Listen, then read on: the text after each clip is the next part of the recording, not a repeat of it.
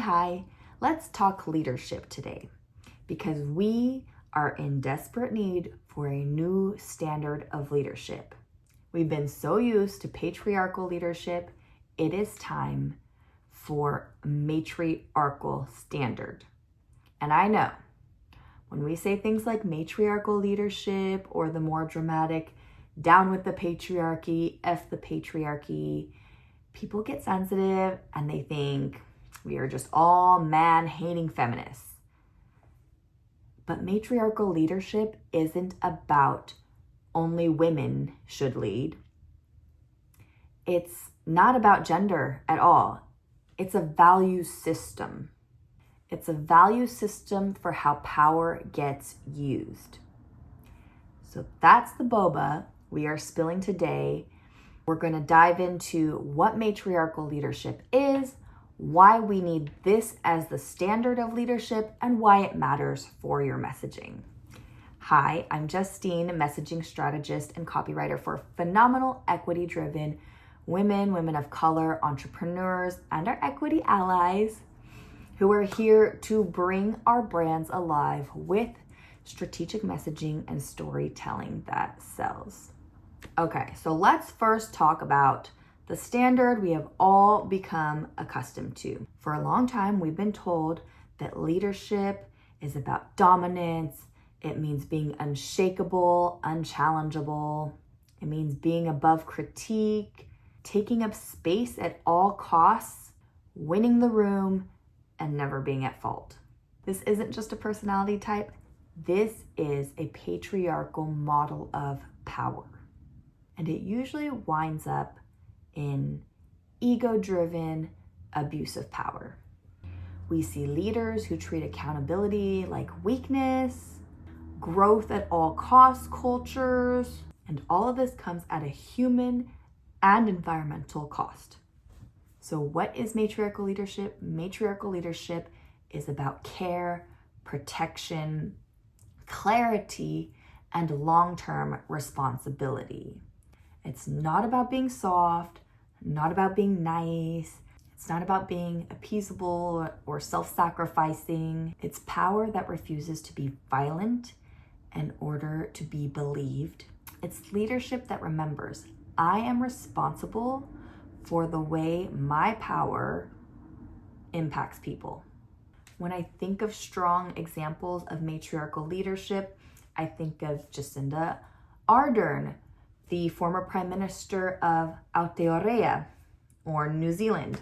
When the Christchurch terrorist attack happened, she met empathy with policy. She showed us grief without spectacle, action without cruelty, and protection as the point.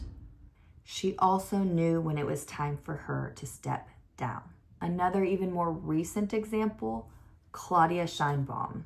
On her inauguration day, she participated in a public ceremony where Indigenous women performed a cleansing ritual. This was a display and example of accountability to community, not just leadership as conquest.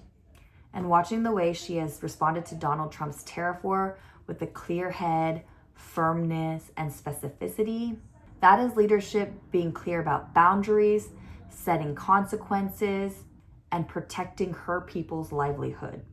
And let's also remember the Freedom Summer of 1964 when civil rights activists campaigned to register Black voters because they were being systemically blocked from voting. This didn't just stop at protest.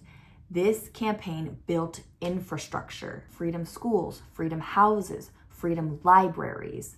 These were all spaces for safe education, health, and civic power. This campaign was all about if democracy is real, then democracy must exist for all people. And the missing ingredient we see in patriarchal leadership is accountability. The ability to say, I'm sorry, apologize, to say, I need to repair this, I need to fix this, to own up to our faults, to own up to our own growth when maybe we believed one thing at a certain point and we've learned and grown and our views have changed.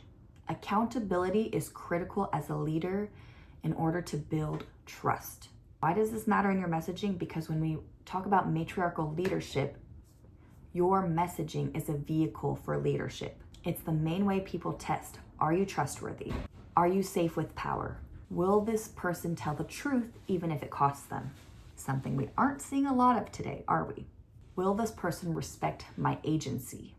Patriarchal messaging tends to overpromise, pressure, perform, treat people like targets, not humans. Matriarchal messaging makes room for nuance, tells the truth clearly, honors agency and builds safety, and it invites commitment without coercion. The question I keep coming back to is, does your messaging sound like someone who wants to be unchallengeable or someone who actually listens and builds trust through that conversation?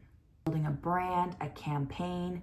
Right now, this is the standard you need in your messaging. It's the standard we must set as we move forward. And if you want help making sure that your messaging meets this standard, book a virtual tea with me or magic hour, and let's get to creating the world we want to build and live in. And remember to subscribe for more boba. Peace.